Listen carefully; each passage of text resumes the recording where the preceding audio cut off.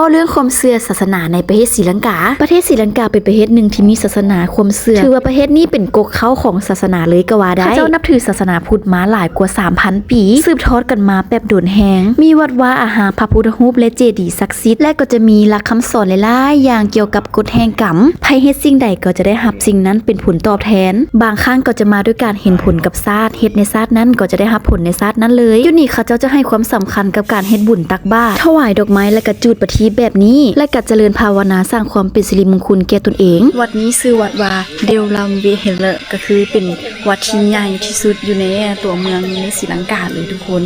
ก็คือเพิ่นจะเขาเรียกว่า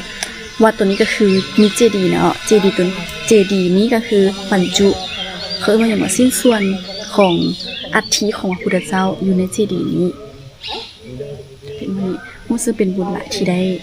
มาเยี่ยมและก็มาเฮ็ดบุญอยู่ในวัดนี้สุดๆเลย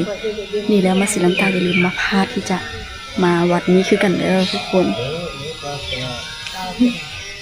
มาขอพรอยู่วัดนี้นำกัน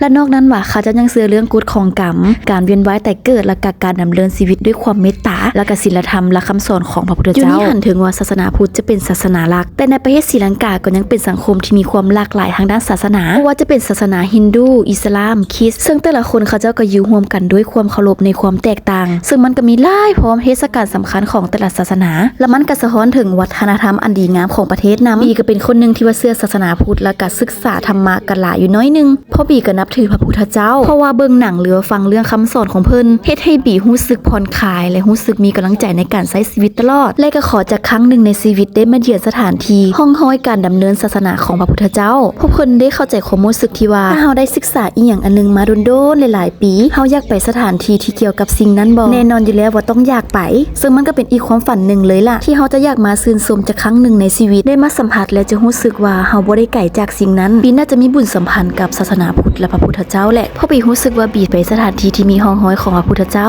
บีจะมีความรู้สึกตื่นเต้นผสมความเศร้าชาติก่อนบีน่าจะเป็นสาวกของเพิ่นมั้งส่วนตัวความรู้สึกของบีจะเป็นแบบเฮาได้มาสัมผัสสถานที่ด้วยตัวของเฮาเองได้มาเยือนได้มารับรู้สิ่งที่เฮาเคยศึกษาสิ่งที่เฮาได้เคยฟังมาแล้วมาเจอด้วยตนเองได้มาพบด้วยตนเองได้มาเห็นด้วยตนเองน้ำตาจนซึมพูนได้ทุกคนก่อนที่เขาจะได้มาหั่นนะด้วยความว่าครั้งแรกแหละก็ว่ากันไปอักชิดาตุตาของพระพุทธเจ้า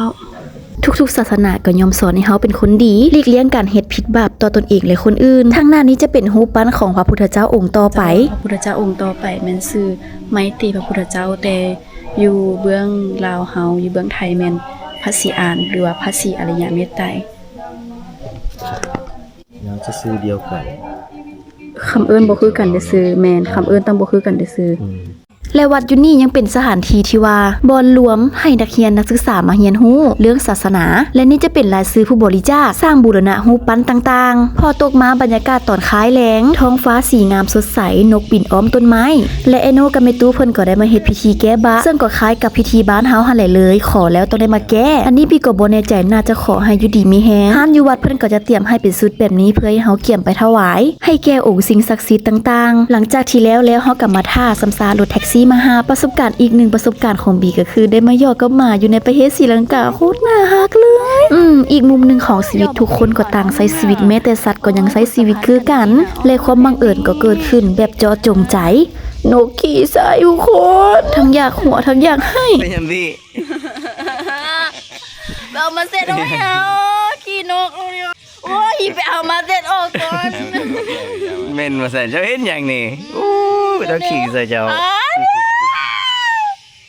เอาไปเอามาเสร็จออกไว้เร็วๆเดี๋ยวออกฝาเสร็จเอามา